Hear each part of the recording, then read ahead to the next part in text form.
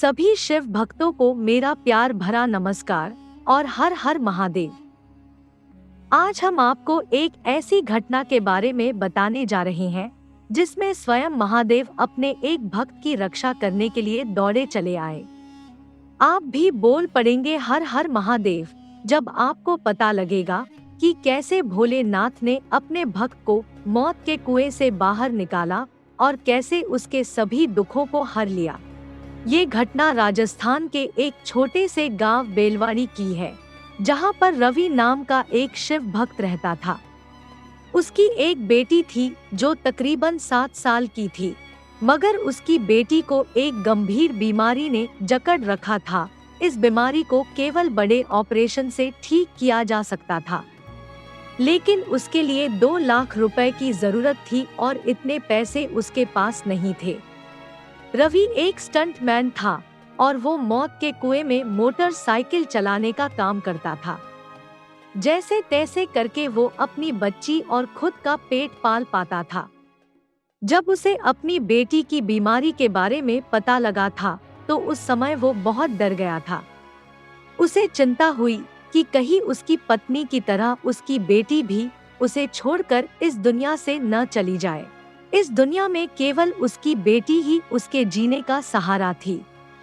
वो दिन रात काम करता था ताकि 2 लाख रुपए जल्दी से इकट्ठे हो जाए। अपनी बेटी की सलामती के लिए वो हर सोमवार को शिवजी के मंदिर में जाकर पूजा अर्चना भी करता था। एक बार जब वो पूजा करके घर लौटा तो उसने देखा कि उसकी बेटी की तबीयत बहुत ज्यादा खराब हो गई है। वो तुरंत अपनी बेटी को अस्पताल ले गया। डॉक्टर ने बच्ची की हालत गंभीर बताते हुए कहा कि 5 दिन के अंदर अंदर इसका ऑपरेशन करना ही पड़ेगा। ये सब सुनते ही रवि की हिम्मत मानो टूटकर बिखर गई। उसे समझ में नहीं आ रहा था कि वो 5 दिन के अंदर 2 लाख रुपए का इंतजाम कैसे करेगा। वो अपनी बेटी को घर लेकर आ गया। रात हो गई लेकिन रवि की आंखों से नींद बिल्कुल गायब थी। उसे तो बस अपनी बेटी की चिंता सता रही थी। वो रात में उठा और शिव मंदिर में जाकर बैठ गया ताकि उसका मन शांत हो सके। उसे अकेला बैठा देख उसके कंधे पर एक पुजारी ने हाथ रखा और कहा कि बेटा, इतनी रात को तुम यहाँ क्या कर रहे हो। रवि ने पुजारी से अपना दुख साझा किया और अपनी सारी परेशानी बता दी। पुजारी ने उसे अपनी बेटी के नाम पर महामृत्युंजय मंत्र का जाप करवाने की सलाह दी। पंडित जी ने कहा कि तुम रोज रात को इसी वक्त मंदिर आते रहना। ये अनुष्ठान मैं तुम्हारी बच्ची के लिए खुद करूँगा। तुम्हें बस उस पूजा में सम्मिलित होना है और अपनी बेटी को पूजा का प्रसाद खिला देना है। महामृत्युंजय मंत्र के जाप से वो बिल्कुल ठीक हो जाएगी। रवि को कुछ समझ तो नहीं आ रहा था, पर फिर भी उसने हामी भर दी। पंडित जी ने उसे कहा कि तुम चिंता मत करो, पैसे का भी इंतजाम कहीं न कहीं से हो जाएगा और अब तुम घर जाकर सो जाओ। रवि अगली सुबह रिश्तेदारों के पास से पैसों का इंतजाम करने में जुट गया। तभी उसे पता चला कि उसके पास के गांव में एक मेले का आयोजन होने जा रहा है, जिसमें अलग अलग तरह के स्टंट दिखाए जाएंगे और जो जितना ज्यादा स्टंट करेगा उसे रकम भी उतनी ही मोटी मिलेगी। रवि ने मौत के कुएं में मोटरसाइकिल चलाने वाले स्टंट के लिए अपना रजिस्ट्रेशन करा लिया। वो सुबह से शाम मेले में लोगों को स्टंट दिखाता और रात को अपनी बेटी के नाम पर हो रहे महामृत्युंजय मंत्र के जाप में सम्मिलित हो जाता और प्रसाद को अपनी बेटी को खिला देता। ऐसा करते करते 4 दिन बीत गए थे। मेले का आखिरी दिन था और वो इस दिन ज्यादा से ज्यादा काम करके पैसे इकट्ठे करना चाहता था। वो इतना ज्यादा सोच विचार कर रहा था कि मौत के कुएं में मोटरसाइकिल चलाते हुए उसका ध्यान भटक गया और मोटरसाइकिल का बैलेंस बिगड़ गया और वह मोटरसाइकिल से नीचे गिर गया। जब उसकी आंख खुली तो उसने अपने आप को अस्पताल में पाया, मगर उसका बाल भी बांका नहीं हुआ था। वो बिल्कुल ठीक था और जो व्यक्ति उसे वहां लेकर आया था उसने कहा, तुम इतनी ऊंचाई से गिरे मगर फिर भी तुम्हें कुछ नहीं हुआ, भगवान का शुक्र है। उसने कहा कि हाँ, जब मेरा बैलेंस मोटरसाइकिल चलाते वक्त बिगड़ गया था तो मुझे ऐसा लगा जैसे किसी ने मुझे रुई के गद्दे पर पटक दिया है। मेरी आंखें बंद होने से पहले मुझे महादेव की झलक भी दिखाई पड़ी थी। वो व्यक्ति हंसने लगा और कहा, शायद महादेव आए होंगे तुम्हें बचाने। यह कहकर वो वहां से चला गया। रवि को जब अपनी बेटी का ख्याल आया तो वो मेले में पैसे लेने के लिए दौड़ पड़ा। मेले में जाकर पता चला कि मेला खत्म हो चुका है और जिन लोगों से उसे पैसे लेने थे वो दिल्ली के लिए निकल चुके हैं। वो बहुत लेट हो चुका था और आज उसे बेटी को ऑपरेशन के लिए भी भर्ती कराना था।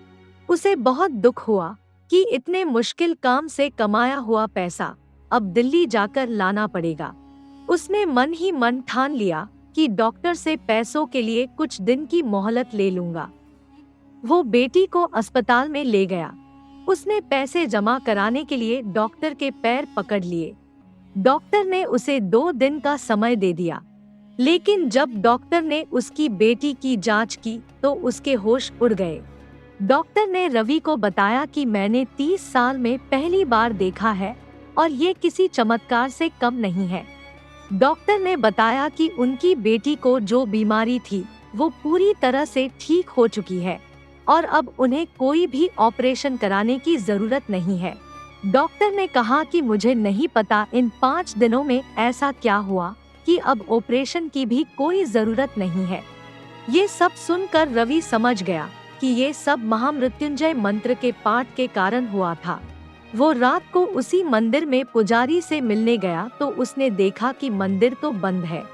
रवि रात भर उसी मंदिर की सीढ़ियों पर बैठकर उस पुजारी का इंतजार करने लगा। जब सुबह हुई तो पुजारी ने मंदिर का दरवाजा खोला और रवि को उठाया। उसने पूछा कि वो दूसरे पुजारी जी कहाँ है। पुजारी ने कहा, कौन सा पुजारी? मैं ही इस मंदिर का एकमात्र पुजारी हूँ। रवि ने उन्हें कहा कि वही पुजारी जो रात को इस मंदिर के दरवाजे खोलते हैं और जिन्होंने मेरी बेटी के लिए महामृत्युंजय मंत्र जाप और अनुष्ठान करवाया था। पुजारी ने कहा कि तुम पागल हो गए हो। यह सब सुनकर रवि हक्का बक्का रह गया, लेकिन बाद में उसे सब कुछ समझ में आ गया कि स्वयं महादेव उसकी और उसकी बेटी की रक्षा करने के लिए आए थे और उन्हीं की कृपा से मैं और मेरी बेटी आज सही सलामत है। रवि मेले के काम के पैसों के लिए दिल्ली भी गया और वहां से भी उसे 2 लाख रुपए मिले। मेले में उसके खेल को बहुत पसंद किया गया था और सबसे ज्यादा पैसा उसने ही कमाया था। रवि ने मंदिर में जाकर महादेव की पूजा की और शिवलिंग का जलाभिषेक किया।